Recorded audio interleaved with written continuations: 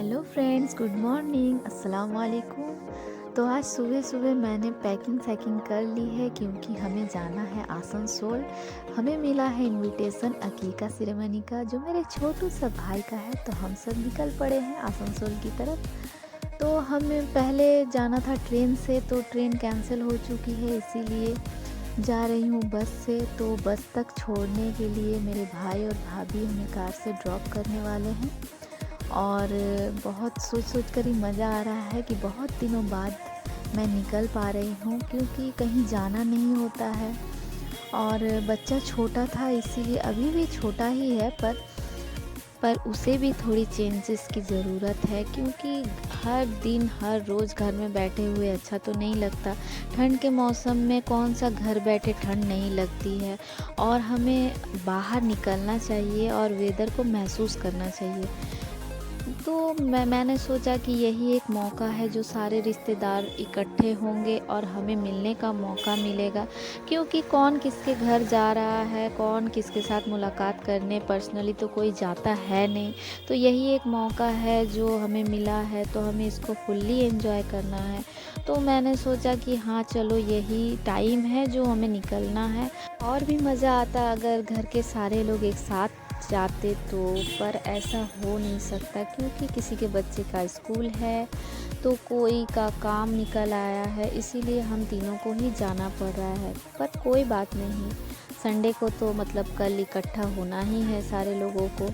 तो फिर भी लगता है कि सब लोग एक साथ सफ़र करते एंजॉय करते करते, पर होता नहीं है। कोई बात नहीं है। बहुत सारे मेहमान ऑलरेडी वहाँ आ चुके हैं, इसीलिए मैंने डिसाइड किया कि एक दिन पहले जाऊँगी तो बहुत मज़ा आएगा।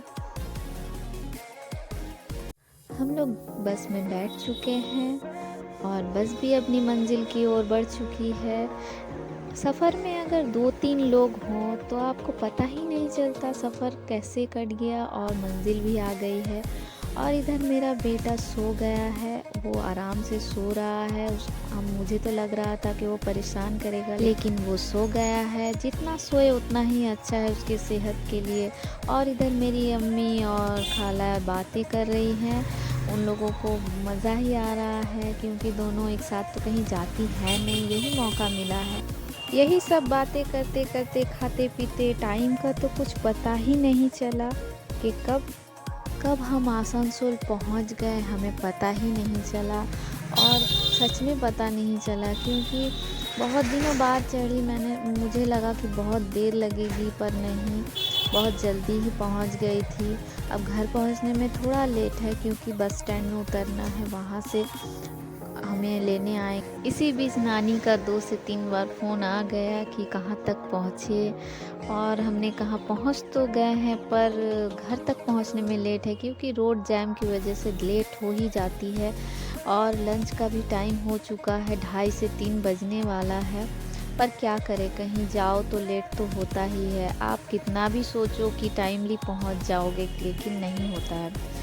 और इधर मैं देखते देखते जा रही थी, इधर इधर की मार्केट और आपकी बड़ी बड़ी इमारतें मुझे बहुत पसंद आती है।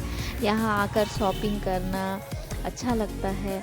आसनसोल में हमारे ढेर सारे रिश्तेदार रहते हैं, एक दो नहीं, बहुत सारे रिश्तेदार रहते हैं, और उन सारे लोगों से लगभग मुलाकात हो ही जाती है। हम अब पहुंच ही गए हैं, हमें बस स्टैंड पर उतरना है। फाइनली हम पहुंच गए और बस स्टैंड पर उतर भी गए हैं। अफसोस की बात, हमें कोई लेने ही नहीं आया।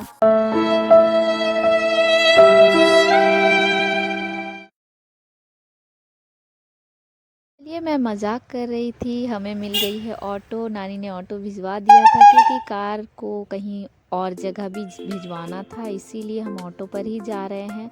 बहुत बहुत दिनों बाद ऑटो पर चढ़ा है, और उसकी जो जर्किंग होती है उसमें मज़ा ही और आता है बहुत। घर पहुंचकर खाना खाते तो देर हो ही चुकी थी। अब हम थोड़ा नीचे आ गए थे देखने।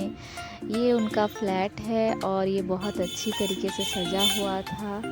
चलिए हम लोग अब अंदर की ओर चलते हैं, काम तो हो ही गया बाहर का। और मैं जैसे ही गेट खोलने जा रही, पीछे से दौड़ी मेरी एक छोटी सी बहन। मैं और मेरी दोनों खाला की बेटियां गई थी नीचे और हम दोनों उसके पीछे पीछे ही जा रहे थे। यहाँ जो देख रहे हैं आप, यहाँ साइकिल वाइकिल रखा जाता है और यहाँ थोड़ा सा कंजेस्टेड। ये तो अपना चेहरा ही छुपा रही थी, जैसे कि इसको देख लेने से सब डर जाएंगे। बहुत हंसी आ रही थी उसको, बोल रही है मुझे मत दिखाओ, मैंने मेकअप नहीं किया है और मैं इस तरह से सबके सामने नहीं आना चाहती है। मैंने कहा मैं तो ज़रूर दिखाऊंगी, तुम जितना छुपोगी मैं उतना ही तुमको दिखाऊंगी। ये हमारी नानी का छोटा सा डाइनिंग हॉल है, जहाँ अच्छी तरीके से पूरा बिस्तर लगा हुआ है, जहाँ बहुत सारे सब कोई सोने वाले हैं रात में और बहुत मस्ती करने वाले हैं। ये अगर खुद को ही थप्पड़ मार रही थी और इधर देखा तो मेहंदी लग रही थी जैसे शादी का घर है। और मेरी खाला को तो बहाना चाहिए मेहंदी का। तो क्या नाचो मैं?